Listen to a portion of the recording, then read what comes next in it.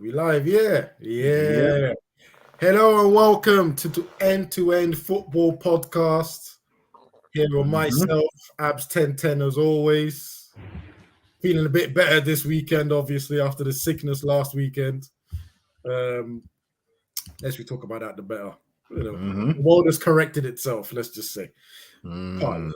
Partly corrected itself. Yeah. As you can tell, and then there was two.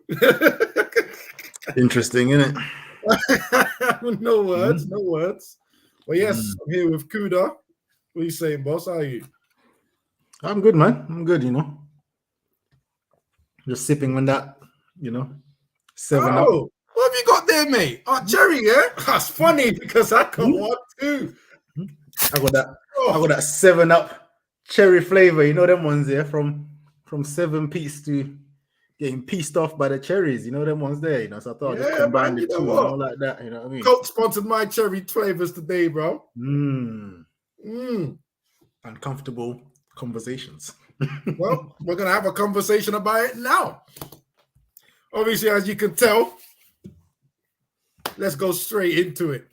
So, first game we're going to talk about is Bournemouth versus Liverpool. Humble-itis has come back to the Liverpool squad.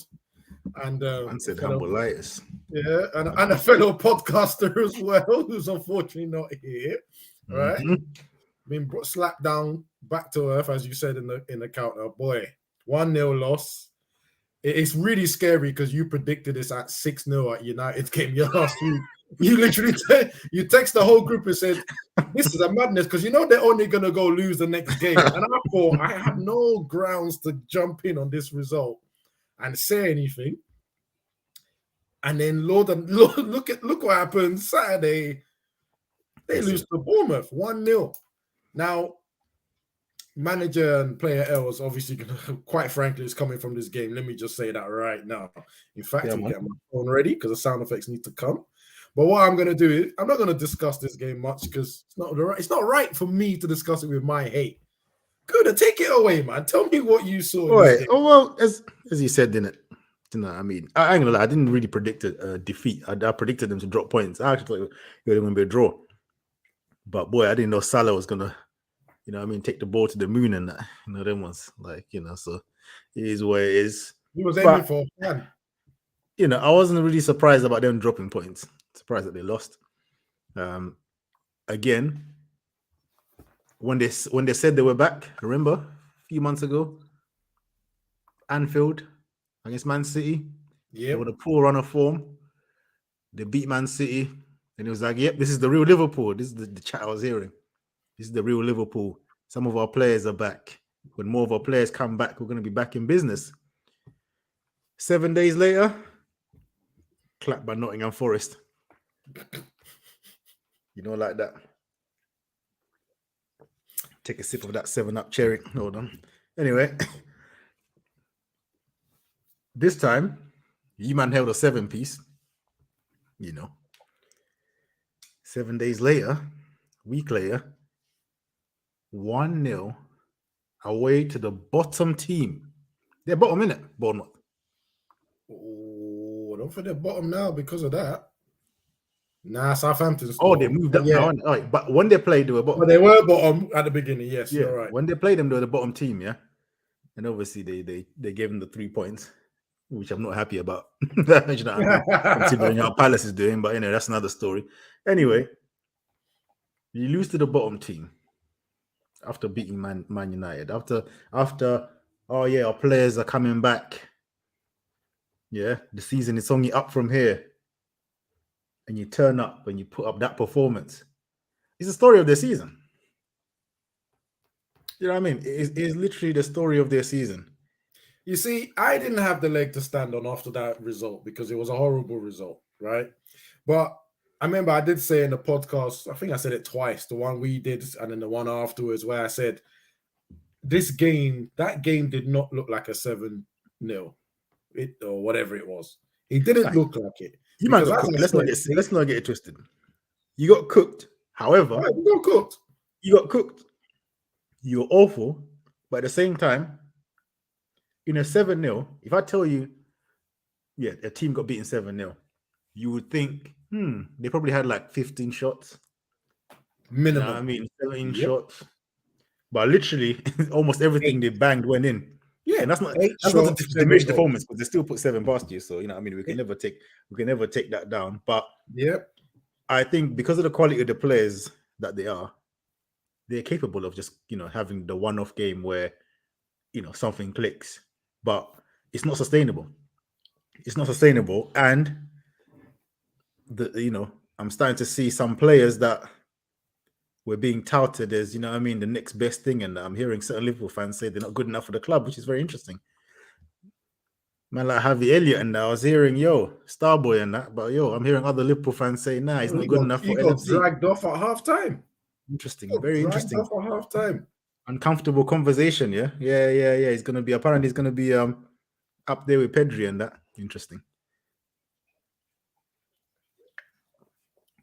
Let me sip on my cherry. I believe not. I believe not. Nope. He's gonna be up there with Pedri and that. Interesting. Anyway, so they started off with 2 18-year-olds or 19-year-olds, innit? By whatever his name is, boy, I can never say his name, but the Spanish, you know what I mean? Him and who's the other one? Is it Fabinho, Henderson? So it was Fabinho, Elliot, and Stefan. I'm gonna say Stefan instead of his surname. That's Stefan, It's his first name, isn't it? It's his name. The up front was the same three as the last game. Salah, Gakpo, and Nunes. I think it's the same back line. Once again, Kanute, Van Dijk, Robertson, and Arnold.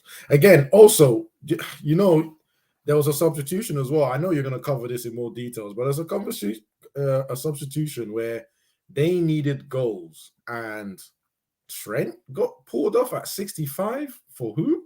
We'll get to that. We'll get to that. Or James to that. Let's start with how the game started, yeah? For the first 10 to 15 minutes, they were cooking them. I was looking at that like, Liverpool are going to cook these, man. It's going to be minor. Mm-hmm. But once a team weathers that initial storm from Liverpool, it's like they run out of ideas after that. Or the confidence just kind of drops. You know what I mean? Until something kind of goes their way after. Because after those 15 minutes, these men start to have a few chances. Do you know what I mean? It's not like they just scored a goal out of nothing. They had a few chances. There was one howler from Trent. Oh my Lord, I don't know what he was doing. He just swung his foot at it, and you know what I mean? They countered and messed it up because obviously the quality of their players ain't really all that. But again, I'm only interested in patterns, innit? The patterns I'm seeing is a Liverpool team that starts games well, but can't sustain it for more than 20 minutes. Do you know what I mean? Then I'm seeing a team that dies, second half comes, and the manager makes the same subs. It's almost like he's got the subs written down somewhere. Like, yep, Milner's going to come on for this guy. This guy's going to come on from that guy. And he doesn't care what's going on the pitch. Yep. Do you know what I mean? He don't care what's happening because, I'm sorry, there is no way. I don't care how bad Trent is playing. Yeah, you don't take him off when you're the one that needs to go. 100%. 100%. I don't think his crossing was bad. I don't think his back passing. I don't think anything he was doing in the attacking aspect was that bad, right? Or was even worth taking off. Not when the person that you're putting on is Milner or Henderson. I don't see what you get out of that. That's better, especially in an attacking sense, right? Also, and as you said, there's so many of these subs now. It's like preordained subs. Like you name subs every time.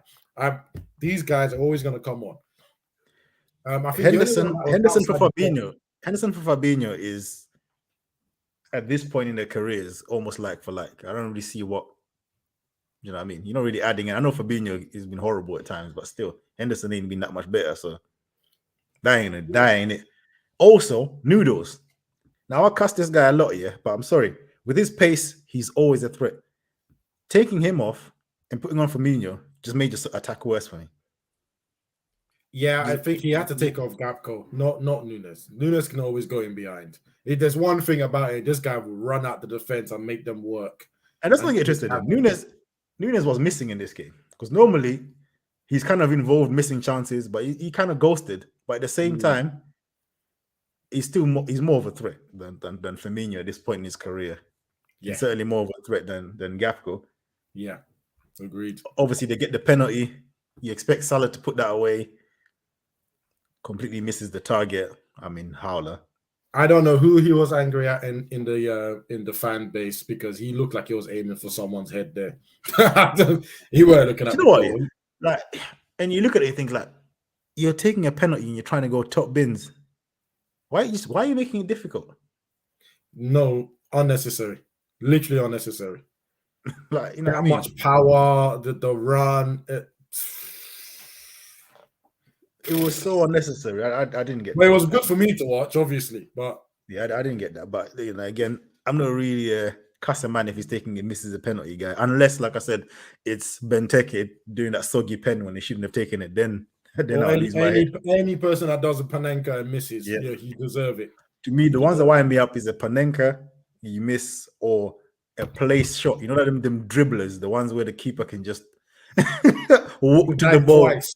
It was soggy shots, bro. I hate that. You know what I mean? But this one, it's it's whatever. You tried to go for top bins and missed. Even though I think it's a bit risky for no reason, but it is what it is. Missed the penalty, but at the same time, they didn't lose this game just because of that penalty. They lost the game because of how they played, and it's how they've been inconsistent all season. And again, Klopp won't get criticized. Do you know what I mean? Because he's infallible. He don't do no wrong. So I suppose we'll blame FSG in it. Yeah, well, we're not gonna give an L to FSG. We're gonna give it to the manager, because we know it's partly his fault, right? I don't care what anyone tells me if they want to say, oh, he's got less of a blame than the players or the player. Nah, then it's 50-50 then. And he needs to hold it. So without further ado, and it's really nice doing this after last week as well. So without further ado, I'm going to turn this up as well, because we don't want that mistake that I did last time. We are giving the manager L to Klopp.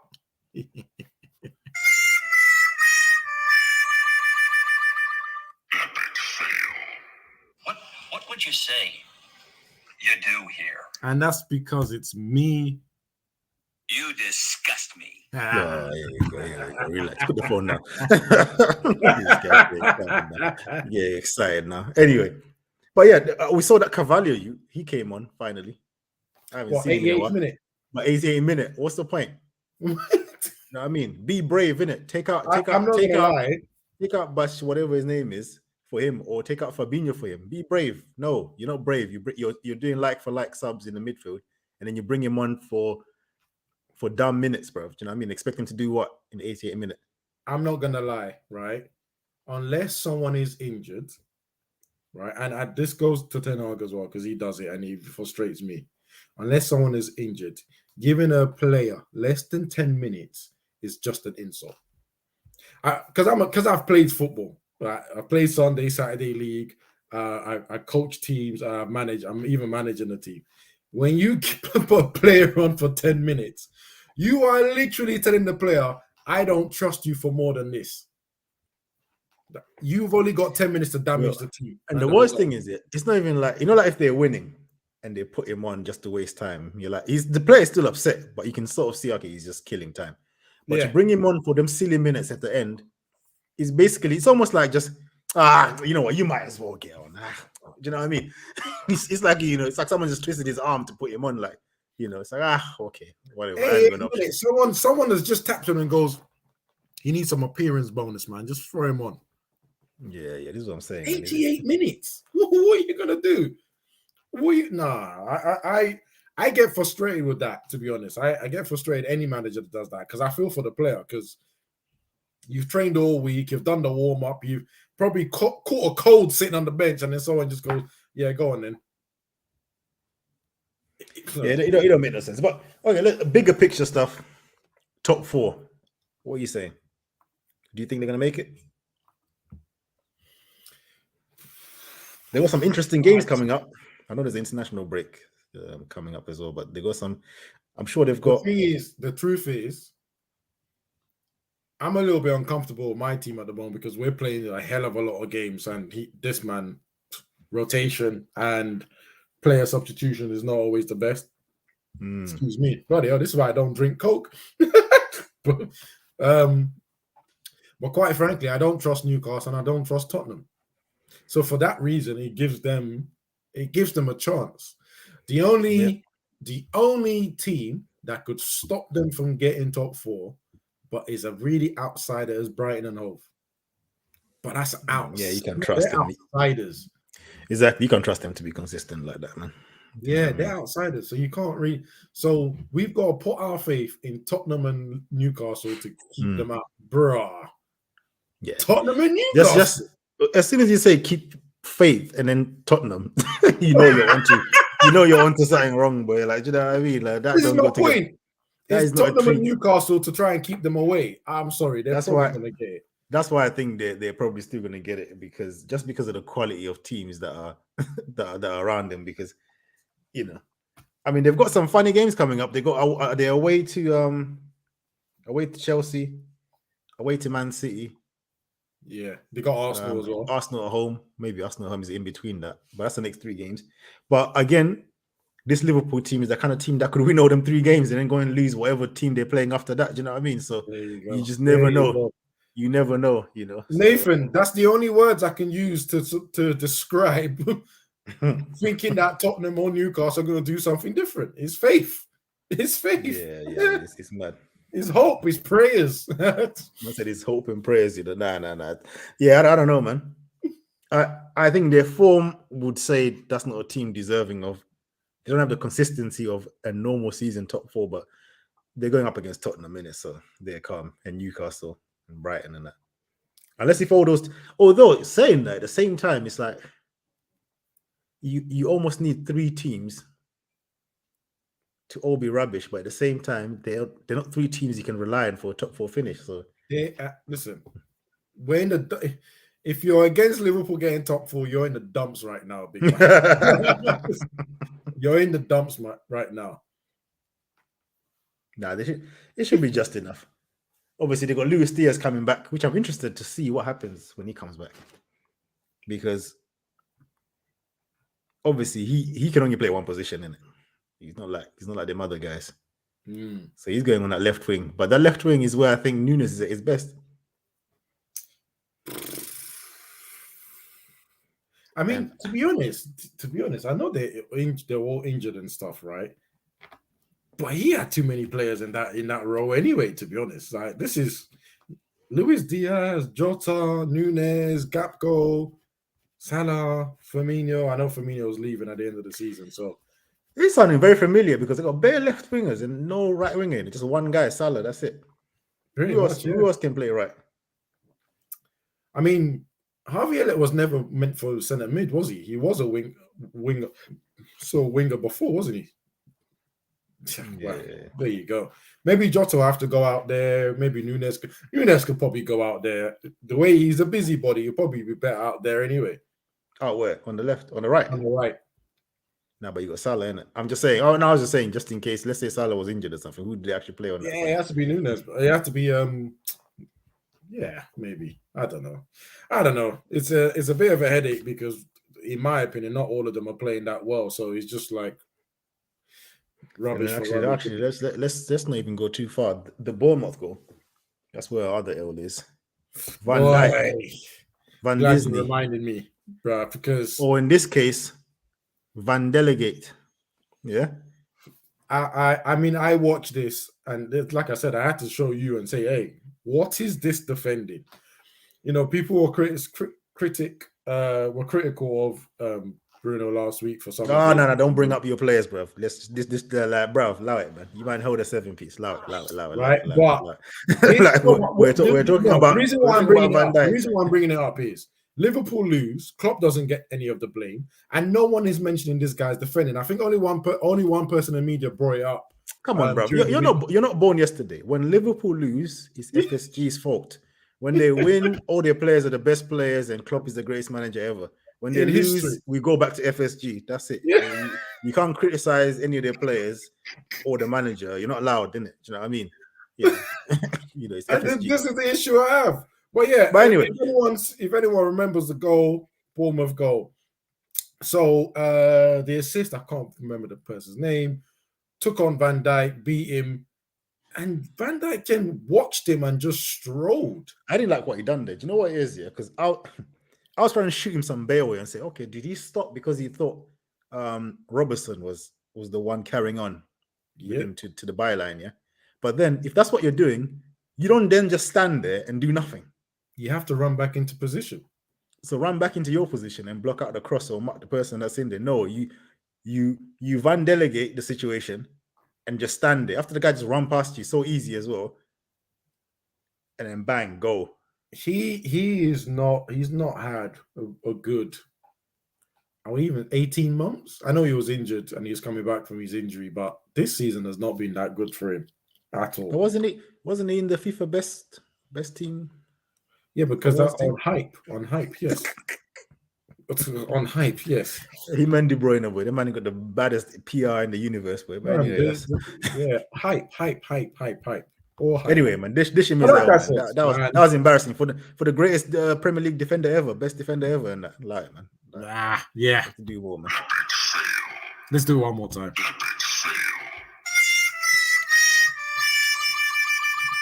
You disgust me.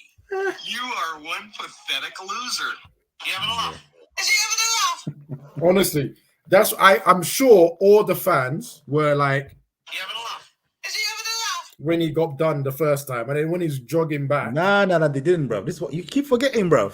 Oh, sorry. When FSG, that player ran past him, yeah, the fans were like, Van Dijk, man. They were like, FSG, man, FSG. These owners, man. You know what I mean, huh? When Trent gets taken off for Milner, like, FSG, man, FSG. That would have been Mbappe coming on. You know what I mean? FSG. You know how it goes. You know how it goes. Like, but the thing is, FSG are staying, so they're all. Our universe is doomed. Hey. Nah, don't worry, man. Jude Bellingham is coming. He's gonna fix all their problems, man. You know what I mean? He is what it is. He's gonna be the one man. Jim, Bellingham will fix it, boy. You know them ones there. Boy, I don't know about that one. The Bellas, bro. About that one. All right, he's basically the Swiss Army knife for football, bro. He's gonna cover every position. You know what I mean? Fix all their problems and that. Come on. But they had Keita to do that though. Or the guy that's a flop, but he's not a flop. We're not allowed to say he's a flop, but he's a flop, but he's not a flop. No, that's what FSG is. No, he's not a flop. FSG flopped. Yeah. He didn't flop. FSG flopped. Oh dear. Yeah. All right. Well, let's move on to something closer to home. Uncomfortable conversations. Let's go. I don't know how this is uncomfortable. I've said it 6 weeks ago. I'm gonna make you uncomfortable, bro. I said it 6 weeks ago. I said it 5 weeks Let me even ago. sit up for this 4 weeks ago. I said it 3 weeks ago. I said it last week. We were never in a title challenge. I've been standing on this hill for a very long time. And the result this weekend for me made sure of that. We are now 16 points behind Arsenal. Maybe 13 if we win the game in hand that we have. And we're out of it. No problem. I don't mind that. I don't mind watching Arsenal results on you last week though. It was just, you know what it is? I like applying pressure, right? I like the idea of applying pressure. Right? Just keep us in the conversation, innit? Right? But now I'm happy. I said we weren't in it. We're not in it. It's not Arsenal's to lose. So no pressure on us anymore in the league. We just need to secure top 4. I like how you're Slovening here, this utter failure that you had at home into pressure on Arsenal, bro. Talk about your team, bro. Face your front, innit? Face your front, bro. Like, how about talking about bro? You're talking about man that are 16 points ahead of you, playing beautiful football at the top of the table. Talking about putting pressure on them, big man. Watch what's going on at home. You got rice at home, and your rice is burning, fam. Allow it, bro. Like, yo, focus, big man. Focus. Yo, man said, listen, All right, you know, let's start. Let's start straight away, right? And I know we're gonna disagree on this right off the bat, but don't care. Uncomfortable. Not a red card. Let's just call it as it is. Not a red card. A guy goes into a challenge. Explain. I'm gonna let you land. Explain A guy goes into a challenge. He touches the ball, spins off the ball, and clips the guy on the shin pads. This is why we wear shin pads at football. Clips the man on the shin pads. Done. You've given him a yellow card. It's fair. It's done. Right? VAR all of a sudden wants to get involved because he's United at Old Trafford. Right? Goes and get involved, turns the yellow to a red. It's not a red. It's not a red. If he had gone into that, and by the way, straight red is what the guy's implying that was a straight red tackle. So he's saying that tackle, it's not a straight red, you know, screw it. I can't even remember a tackle that's straight red this season, right? It's not a straight red tackle. Absolutely not. He had it under control as well. Some people saying he wasn't in control. He was in control. He got the ball. Now, should I clutch at straws and tell you all, like the same referee that was in VAR, because this was Sunday, the tackles he let go of on a Saturday that were all worse than this, and he didn't say nothing about? 2 weeks ago, Fabinho raked the back of someone's leg and mangled the guy's ankle. Wasn't a red card, apparently. Wasn't even worth a yellow. VAR didn't even tell the referee to go check it. But this one, when the man gets the ball, is the one you want to go check. Corruption at the highest order. We have to. You was an Arsenal because someone is paying the referee union. You're mad, you know. You were putting up your nice little case there. I was thinking, you know, you're moving me with your case too. I was like, you know what? This plane is kind of. I thought there was turbulence at the beginning, but you know what I mean. It was kind of landing it, and then you had to go and ruin it with the corruption talk. You had to go and get your tinfoil hat on, where you just went mad. Oh my days! But let's get into this. Let's get this get the ball business here, because so if you try and tackle and miss the ball and roll your foot over the ball, because that's what he done. Did he mean to put his leg over the ball? He actually, right? So this is obviously waste. This is a crap diagram. I wish I had a screen. Let's say this is the ball. He actually got here and then skidded over. So the ball spun. He didn't mean to do that, though, did he? He didn't mean to do that, but you can see that he got the ball first. Comfortably. So basically, what you're saying is if you get the ball first, whatever happens after that, boy, is where it is, yeah. It's a yellow card. It's a yellow card maximum. The referee is trying to say it's a straight red card tackle. Do you know what? Straight red card tackle. No, let me be serious. I'm not even gonna try to banter you on this one. This is how I say it. The Fabinho one that you brought up, red. The challenge on Felix, João Felix as well over the weekend, red. There was another one as well for me, red. This one, red, but this is my biggest but. It's not a clear and obvious error. If you've given a yellow for it, if let's say he didn't see it and he went to VAR, and then he gave the red, I'm fully with it. But the fact that he gave a yellow card and then went and saw it and said, yeah, red, that's a bit mad. That's a bit mad, considering how it looked. It's not like he was straight in with the stars, boom, you know what I mean? But still, I'm sorry, it's a red. For me, you know what I mean? If he gave a straight red for that, that's just my opinion, innit? But obviously, you know, my calibration is calibrated to the awful La Liga standards. So, you know what I mean? It is what it is. Like, you know what I mean? To me, everything is a red, you know. So that's how I see it anyway, yeah. But what you man done with Casemiro, bro? This man never used to get red cards. What's going on? I mean, I was arguing on another stream here with some cockroaches here. When one of the guys said, "Oh yeah, cockroaches." Yeah. No, let me get my Madrid hate off. Nah, bro, because I said, what's it called? Casemiro never got a red card in Madrid. Like, oh, that's because you man paid the refs. I was like, eh? Pay the refs? Is that why you got touchy when I said corruption? I was like, I was like, hold on, who pays the refs, blood? You know what I mean? You need to go and check your facts, but see who really pays the ref. Yeah. And I was like, also, if we were paying the refs, why was Ramos getting sent off every bloody week, bro? Like, you know what I mean? Like, what refs are we paying, bro? Like, come on, drop me out, blood. But yeah, I blame your midfield still, man. You got my man running around like he's Kante, blood. That's not his game, blood. You know what I mean? That ain't his game. You know. Yeah, yes, we have to he have sports fires, but he shouldn't be trying to like do the hero tackles every 2 seconds, blood. You know what I mean? we do have to have a discussion on Anthony and Sancho. And we're going. There is a very uncomfortable conversation about Bruno Fernandes that a lot of United fans do not want to have, right? And almost everyone that says anything negative about him gets castrated online, right? Then we have to have a serious conversation about his ability to keep the ball and stay in position and generally lead a midfield.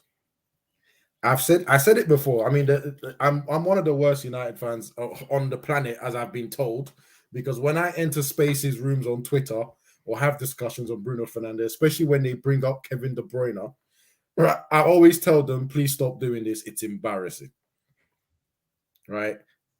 There is a level, anyone that's coached or played football, there is a level of control and technical ability that some midfielders have that he just will never possess. I would even say, is it though? I'm even disappointed that Sabitzer was injured. No, but hold on. Let's go back to the technical ability bit here, because you know me, I've never been a fan of your guy, bro, Bruno. Yeah, I'm not a fan of him. But sometimes he does look like he's got the technical ability. He pulls off certain things, but it's like it's not consistent. It is so inconsistent. So I don't know if he doesn't have the technical ability. I just think he's just not. He's got like. Okay. Actually, let me not. I was gonna say a player, but I just said no. Let me not say that a player. That's a horrible insult. Now, but no, he's just inconsistent, man. Like honestly, I was watching I watched the last 30 minutes of your Southampton game. Yeah. And I was watching it here with a United fan, and I was like, bruv, he has to be the most frustrating player in his half. He is the most. Listen, because the amount of counterattacks he ruined here, just doing nonsense. Like I'm just like, bruv. And then other times he will pull off a sick pass, and you're like, but you can do that. But then why don't you do that more often? Why did you? Oh, it's in here. It's in here, right? It's in here as well. That's another thing. Like for me, the reason why I feel it's a technical thing is because of the inconsistency, as we just said, right?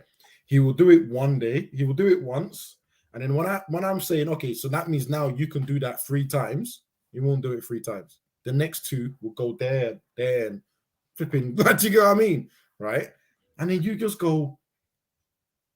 I mean, these guys, other fans would just go unlucky, and I would just go there and think.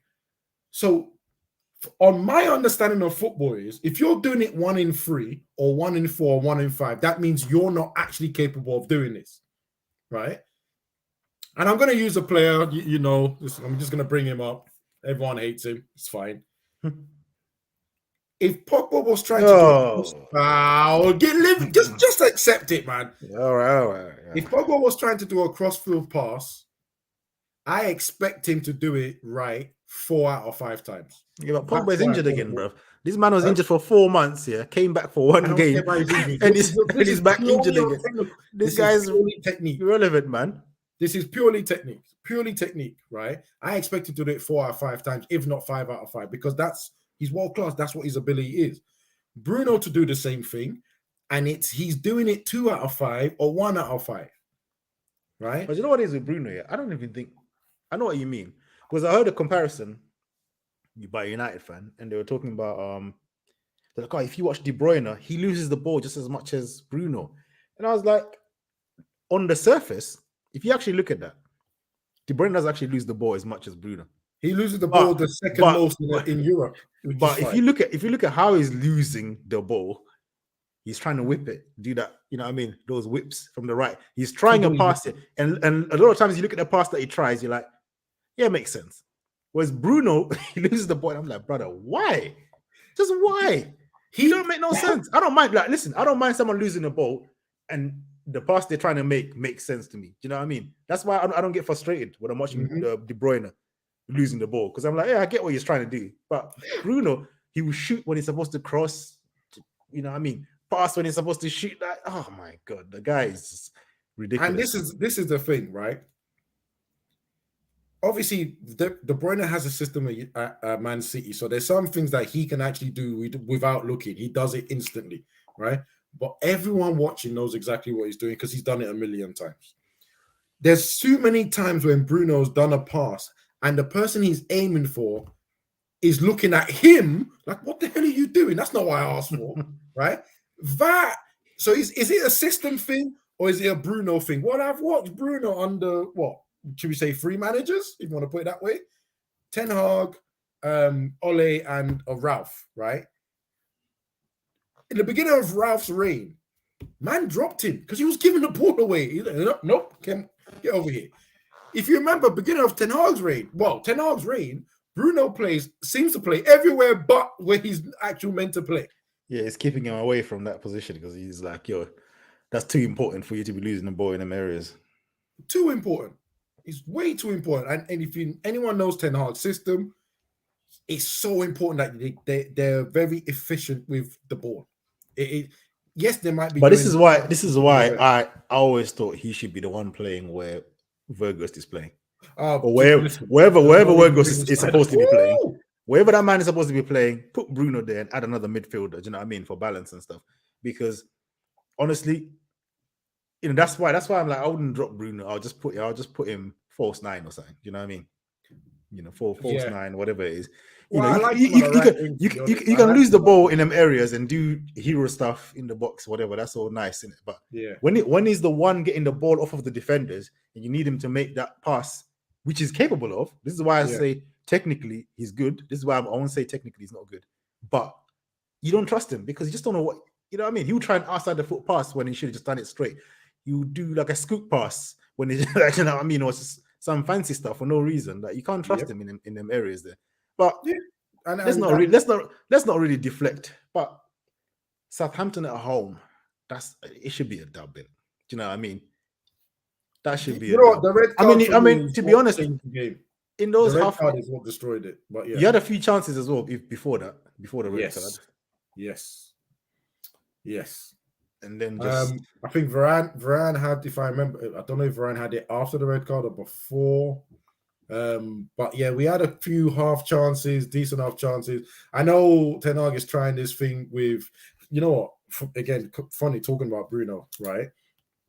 One of the difficult conversations that United fans are going to have is what sort of pattern of play or playing style do we want? If we want the old school United play, then you have to say Ten Hag has got it wrong by buying Anthony and obviously Sancho came from Ole and all the rest, but who told Ole to be buying Sancho? Because those two guys are not explosive getting behind wingers. They are sort of what Pep is doing now this season with these wingers. They're like inverted wingers that like to dribble and try and make chances to be creative.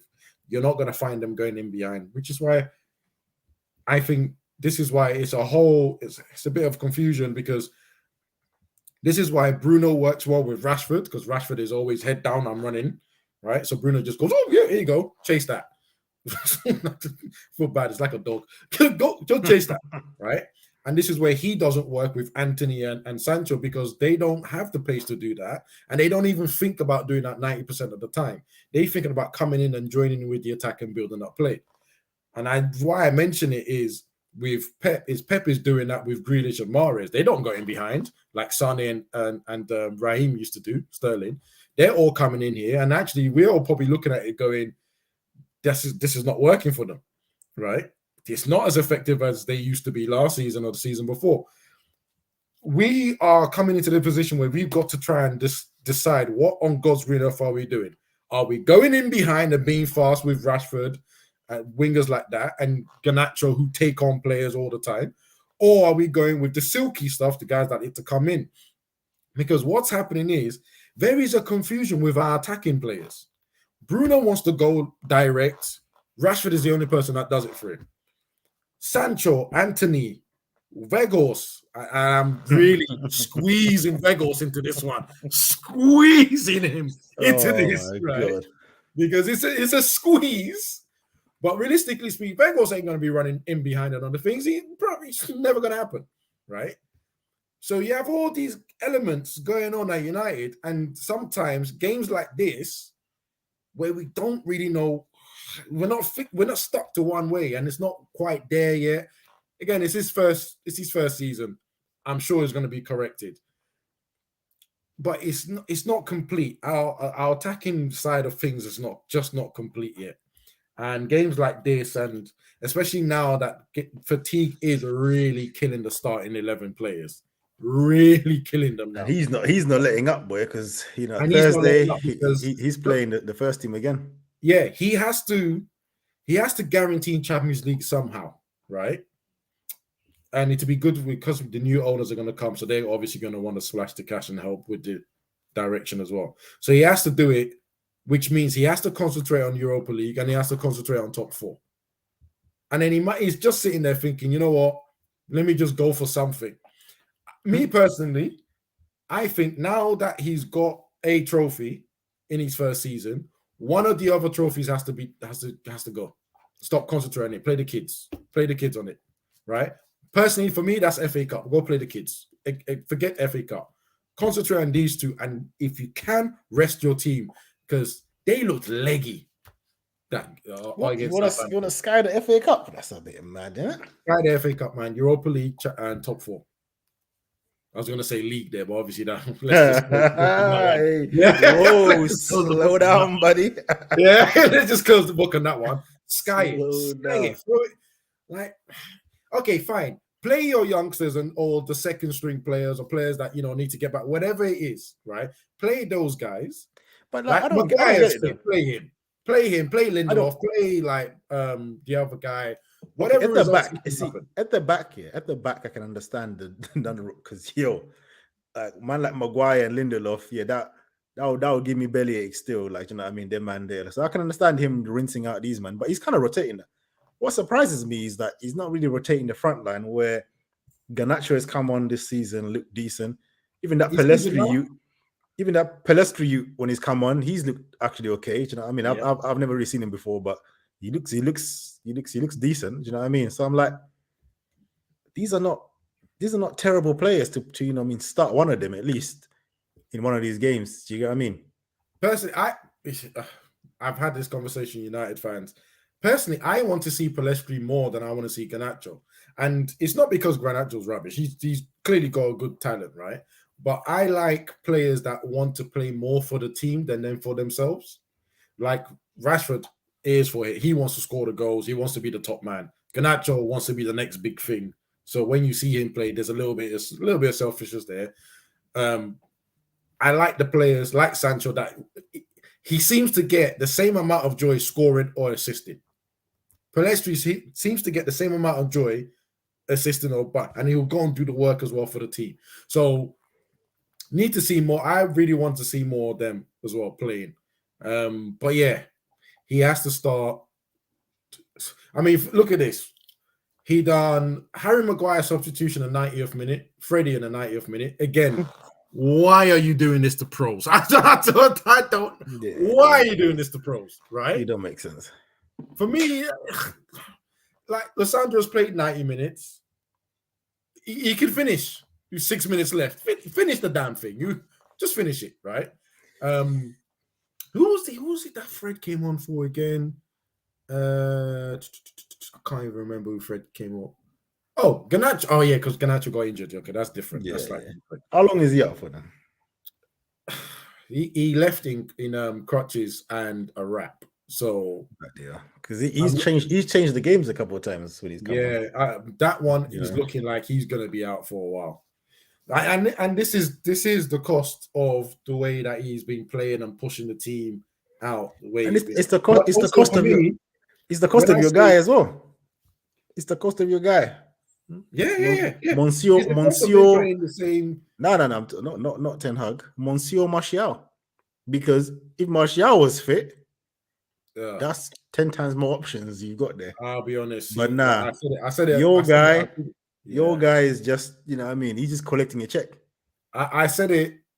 I said it. I think I said it about a month ago on the pod. I said You have to retire from Martial FC, bro. Yeah, no, his there's time is nothing to done. FC, but why are you FCing?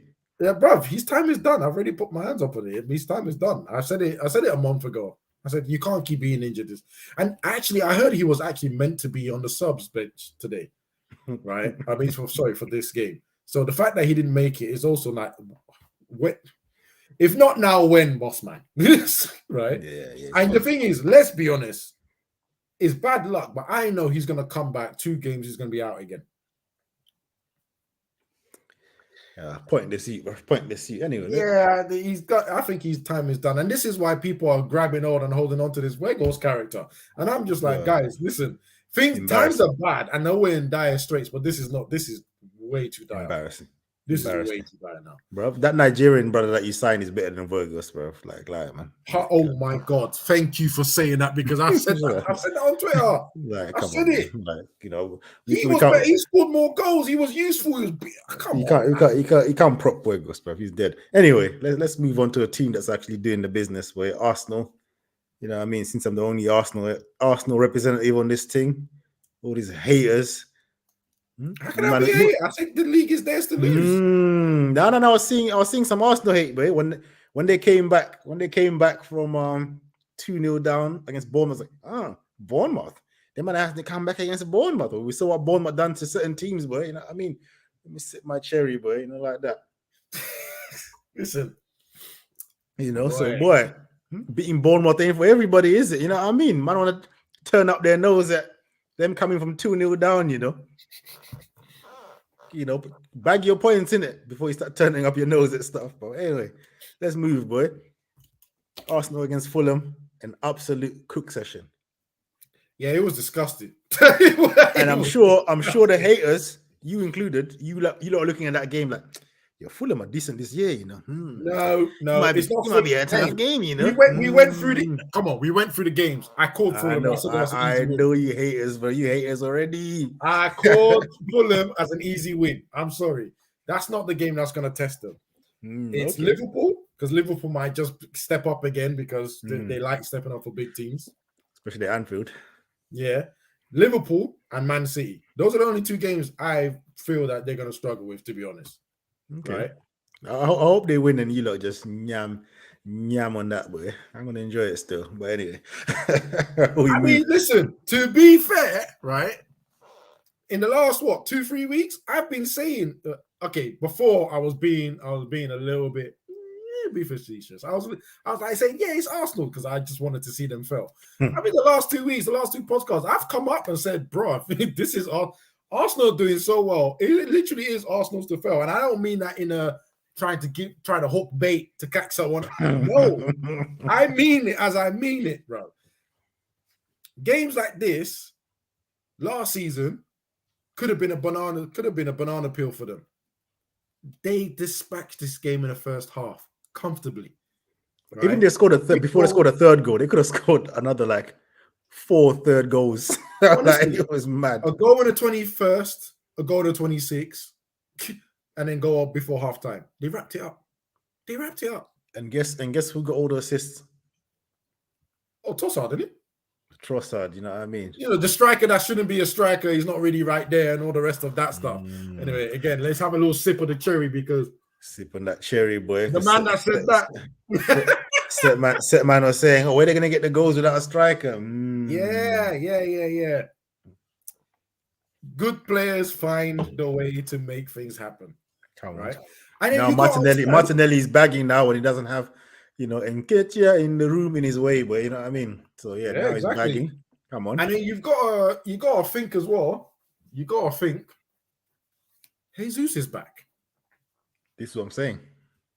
Bruv, the options now. This season is all Arsenal. Let's just be cool. Look at the options. You got to understand. I don't like this. Jesus starting here. Let's say Jesus starts here or whatever. Let's say Jesus Martinelli, Saka. Saka, we know he plays no matter what. You know what I mean? Yeah, basically. Even if they're playing against the under 10s, Saka will play 90 Saka minutes. plays. You know what I mean? So we won't even count him. But if one of them two is not playing well, you know Trossard is coming on. It's long. You know what I mean? They're gonna look at that Mudryk signing and just laugh at that. Unless if Mudryk turns into, you know what I mean, a demon next, you know, in the following years. But for this season, if they win the league, he's a joke. He's a joke. You know But what I I mean, mean? he got an assist this weekend. Sorry, I shouldn't say he's a joke out of the way, but he got an assist this weekend. I don't know if he meant it because it looked like that header was meant to control it, but Mudryk hype blood. I haven't seen anything. I haven't seen anything from Mudryk that I've not seen from Eze and Wilf Zaha blood. You know what I mean? 100%. I actually agree with you on that one. But yeah, man, look, I'm watching this game. I've seen Arsenal play, and I'm just like, oh, there's the goal. The chance that Xhaka missed. That would have been one of the goals of the season, man. That was vintage, filthy Arsenal, boy. One-touch football. I don't even think I can't even remember it. I do remember one. Actually, I do.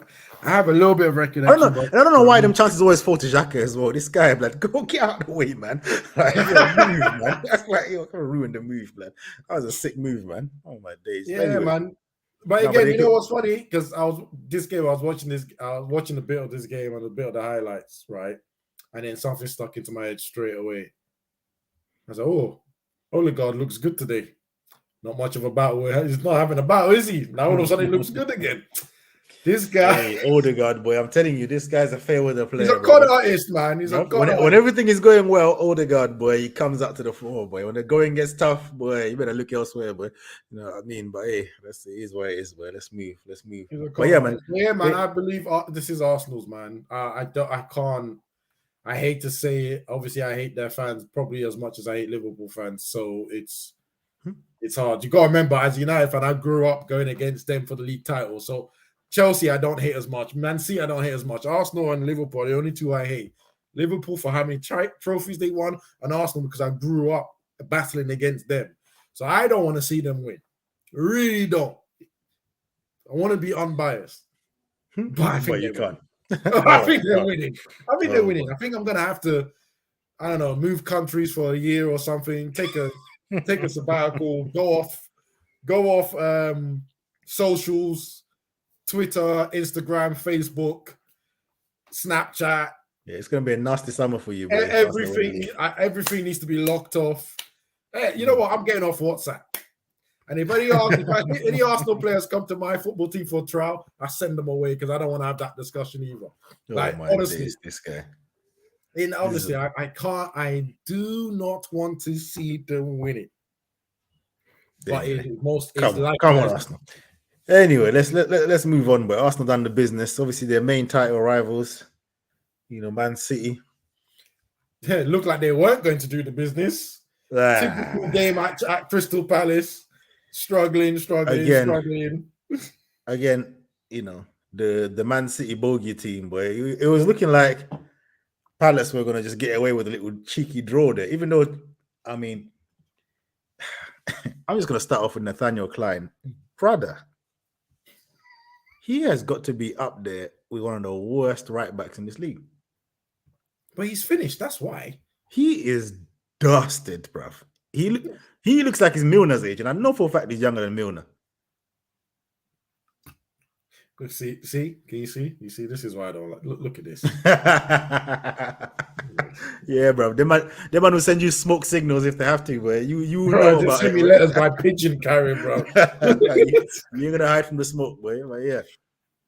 But no, Nathan Klein died after he left Liverpool, right? It was Liverpool where he died. Yeah, Liverpool, yeah. Yeah, after that, he was finished as a player. Yeah, I was always surprised when you guys signed him. Like when you signed him, I thought, well, this is backup. That was a sentimental thing, man. You know, them ones there, like, you know, that's all that was, man. That wasn't. Yeah, but unfortunately, sentimental signings and Patrick Vieira go hand in hand, bro. You fit like a glove. Don't get me started, bro. I am. I'm doing it for the views. Get started. Doing it for the views, sir. Don't get me started, blood. Because this yeah, like honestly, I'm done with him. You know, I'm done with him, bro. The brother's 31 years old, bro. He ain't that old, bro. You ain't that old, and you know how much I dislike Joe Ward, yeah. But Joe Ward came on and done a better job than him. Wow. Wow. Like, what are we really saying right now? Do you know what I mean? Joe Ward is older than him as well. This is what I'm saying, bro. Sentimental FC, bro. He came up through Crystal Palace, innit? Yep. You know what I mean? Youth team and that before he went to Southampton and then obviously Liverpool and that. But the guy is dusted, bro. Do you know what I mean? He's dusted now. Yeah, he was a promising youngster back in the day, but FM 2010 is a long time ago. You know them ones, like like if I remember correctly, one of the reasons why he didn't do well at Liverpool is because he always got injuries anyway. Yeah. He was done up. He was done out with injuries. This is what I'm saying. So his body is probably letting him down, and yet Uncle Pat thinks it's the right thing to play him in the Grealish. game. Grealish was cooking him differently. Grealish was having a field day, bro. Grealish was dusting him at every opportunity. I don't think he ever want, bro. If you want to challenge against Grealish, it's by mistake. Like honestly, like he was getting fried, bro, every single time. And then Olise wasn't doing much better to help him. And then when he did try to help him, look what happened. Yeah, gave away a penalty. Do you know what I mean? So there we go. But again, we suffered not having Decore because obviously he got a red card previous game. Man United, the Man City dominated the first half, but again, Man City, they've got this tendency to dominate, but not make the keeper work. Correct. Yes. You know what I mean? It looks nice, but your keeper ain't really working. Like, do you know what I mean? Like, it's not really. This is what I was saying earlier, right? Man City's attacking free. Of course, you have Haaland that can go in behind. But if you're going to a team like Crystal, all due respect, like Crystal Palace, like any other one at the bottom half of the table, they're all going to drop in deep. So that space for Haaland to go in behind is minimum as it is, right? But then your two wingers are ball-playing wingers in a sense. I know that's not really a term people use, but they're dribblers, they keep possession of the ball, they cut inside. Yeah. They're not trying to do 1-2s to get in behind. They're not really doing anything like that. They don't. The funniest thing was the best chances they created was when Grealish cut inside and went for the pass to the fullback. And again, let's talk about them fullbacks. They weren't fullbacks. It was Nathan. No, wasn't it Ake and what's the other youth, man? The one they just scored. Akanji. Akanji, bro. Man played 4 centre backs, bro. Yeah, Ake and Stones. Wait, what? Bro, no, not Stones. Akanji was the one on the right back. He played 4 centre backs at the back. I thought Akanji, based on the thing, it looked like they put. No. Akanji was definitely on the wing. Yeah, and Ake was in the other wing. Yeah, and the funniest thing was when they got the overlaps in, big chances, but obviously those guys are not used to getting to them positions. They could have absolutely fried this game, but Pep again. A team that's, your bogey team, trying to be too clever, he almost backfired. Honestly. And this is the typical Pep thing, because 4 centre-backs. Any other manager, imagine Mourinho played 4 centre-backs. What would people be saying? Yeah. Well, yeah. Do you know what I mean? The only thing that saved him is because they were still trying to play attacking pitch football. That's the only thing that saved him. But yes, when those fullbacks got into key positions, they're not used to being there. But then they don't know what they have to do. This is the thing, yeah. Anyway, also, we're talking. Let's be honest. You said it a couple of podcasts ago. You said if Pep was to win the league with Akanji and Ake, it'd be taking a mick out of all the other teams. So then you put those 2 players at fullback, and then they go and get the spaces up. Come on, man. Bro, they had so much time on the ball. Self-destructive, I have to admit. He just does weird things, yeah, and he got away with it in this one. I mean, what's his name? Do you know who I'm starting? Okay, this I'm gonna go. Whatever. I'm gonna go on the ledge, yeah. Haaland, yeah. Obviously, I've got my salt with Haaland this week anyway, but I'm ledging it anyway. Let's go. My eyes are on you, I'm watching you. I'm watching Haaland closely. See, from now to the end of the season, I'm watching you. Yeah, because again, maybe it's a Norwegian thing. When the team is playing well, when everything is going fine, all the goals are flying in, innit? But when it's a bit tight, and the game is a bit tough. Flat track bully, they called them. Lukaku. I listen. I think it was last season, the season before. I said him and Lukaku. Uncomfortable conversation, boy. I gave him and Lukaku the same description, bro. You're looking kind of stat padderish, boy. You know what I mean? But hey, we move, boy. You're top scorer, so you know I'll allow you. But yeah, I'm watching him the closely. moment everyone started closing shot against Man City, this brother is struggling. But the only he's missing. But some of the chances he missed, yeah. Yeah. I mean, there was one that was on the floor, man. and then he just. I don't know how he skied it, bro. He's moving mad. For me, right? When I watched him at Dortmund, he's one of those strikers that people don't like to say it, that sometimes some games he needs 4 to 5 chances to score one, and in some games he hits one, and then that's the goal, right? My only thing is because of the way he started the league, I think people are expecting him to keep up that same pace, and with all due respect, he's not Dennis Law. Bro, he's not Cristiano Ronaldo. He's not like them man there. To me, so it's not even about the pace, bro. It's not about the pace. I don't even care for the pace, bro. To me, it's get 2 chances in a game, bang. I only had 2 chances. I scored. I rate that more than a man that bags a hat trick, and then I don't see you for 3 weeks, and then you come back and do another bunch of games. Do you know what I mean? Like, and what you're going to see, that's what I'm talking about. I'm talking about at the business end of the season, yeah. That's what makes the difference. You know what I mean? Just banging goals at the beginning when there's no pressure in that. It's more important to bang in now, bro. This is where I'm going to say this, and people need to do their research on certain players. This is exactly what you're going to get from Haaland, and I don't see it changing anytime soon. He is just one of those players. I just said I'm putting my eyes on him a minute. I'm not making no conclusive decisions. Well, but my eyes on him. I'm watching him this running where this important games. As someone that's seen him in action for Dortmund, this is what he was doing at Dortmund, right? And you have to do that the German tax. And even though that German tax would seem to be discounted with him at the start of the season, his normal way of playing is showing, right? But he is young, so. He is young. He is a robot. Like I said, there's still room. There's still room, but I don't think he's as cold a finisher as what people say. Yeah, he's not. He's not. You know what I mean? He's not. But then again, look, man. Listen, the doctors that create him will give him an upgrade in his hardware soon enough, and then you'll be he'll be back to normal. Finishing +10, but he needs more composure as well. But anyway. They get the penalty, Stonewall penalty, no complaints. I don't know what Olise was doing there. There was even no need. I don't think he should have challenged him anyway. Do you not think that was a bit soft? It was soft, but it was a pen, man. If you can't do that, bro, in the box. You can't do it in the box when you're Man City. If that was Zaha at the Etihad, yeah, we ain't getting that. Do you know what I mean? This is what I'm saying. It's gonna be a pen, though. That's what I'm saying.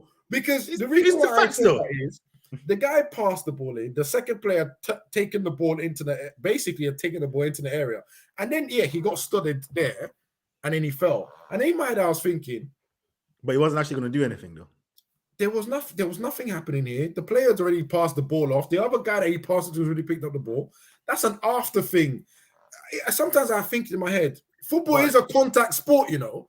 Nah, but like I said, they were putting the pressure on, and it's like I swear these refs.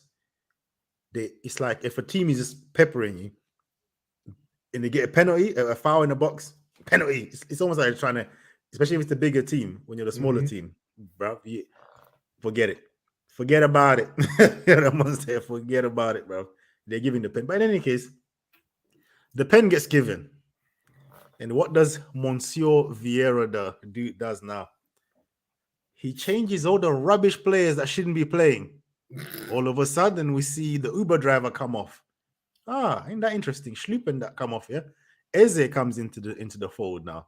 Edouard comes into the fold now, yeah? Now the front three is looking at the front three that all Crystal Palace fans have been crying for all season. But you do that in a game where it's like, it's Man City. They wonder like what might as well. You know what I mean? You know what cracks me up? And then you start actually creating chances. You know, actually start creating chances. And the funniest thing is, what happens? And this is why I know Pep, is full of, and you know what I mean, because he started that nonsense back four of centre backs, because he's a genius, Then when Zaha started to absolutely fry, what's his name, Akanji, What did he do? Walker.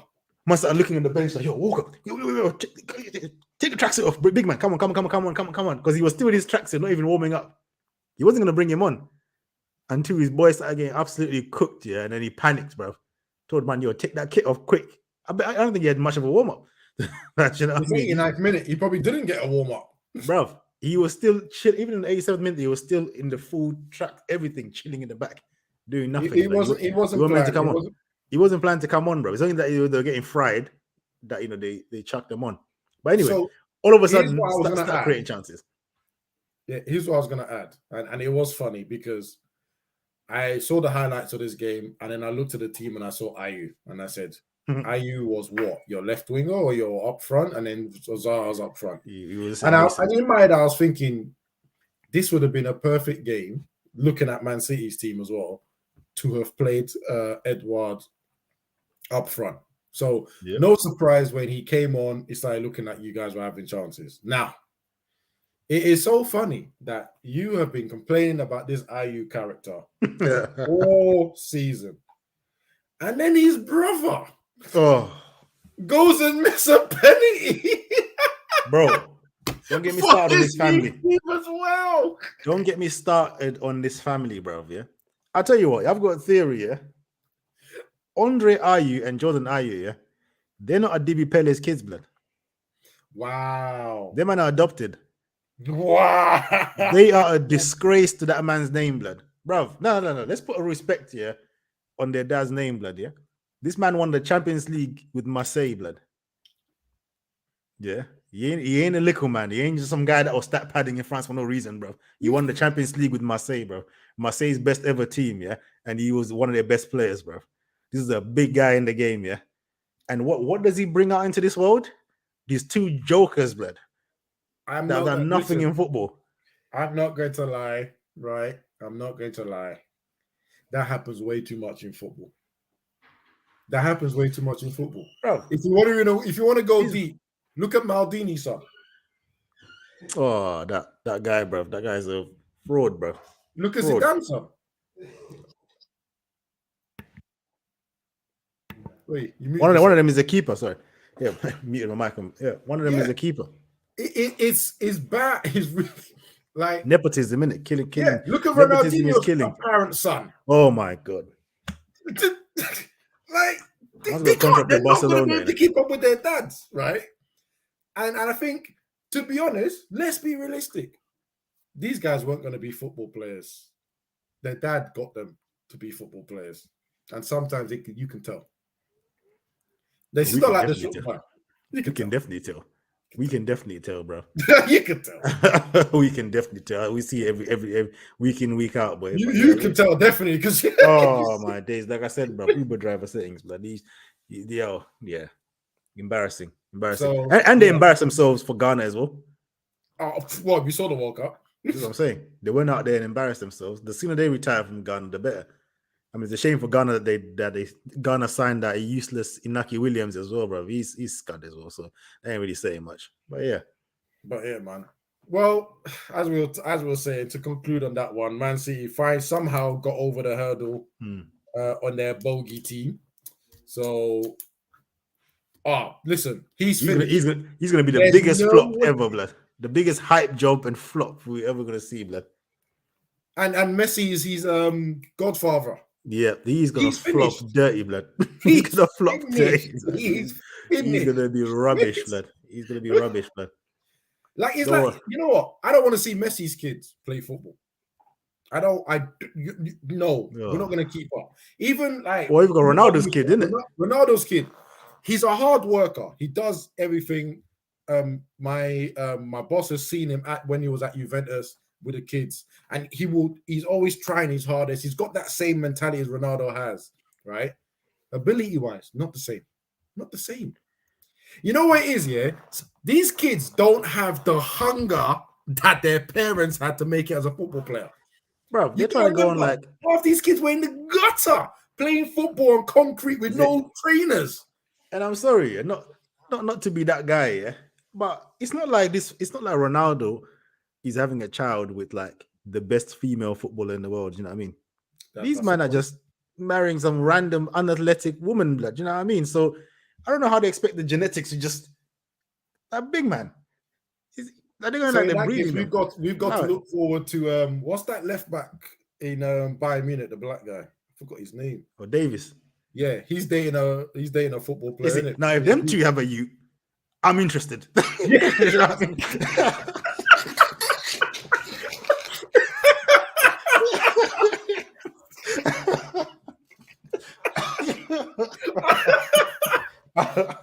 I'm involved. Hey, Yo, Perez, someone sign him up. someone fix that up, bro. We need to see that. You know what I mean? I'm interested. You know what I mean? You got my attention.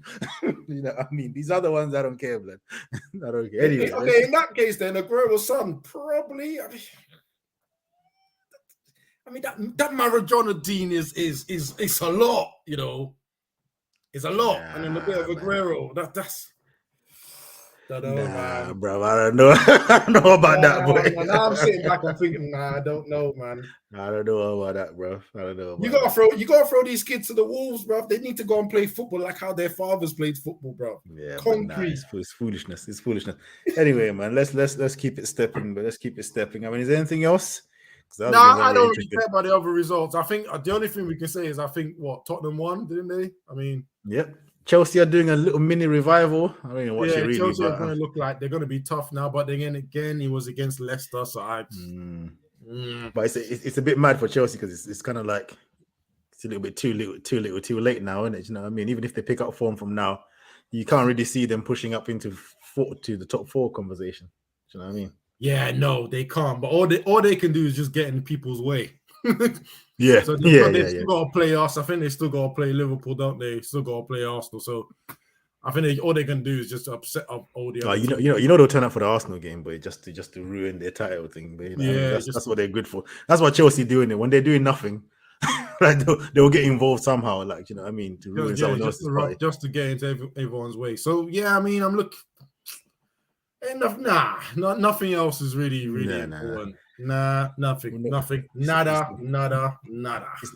It's not by force. It's not by force. Games to look forward to. You got Arsenal. Yeah, we cooked.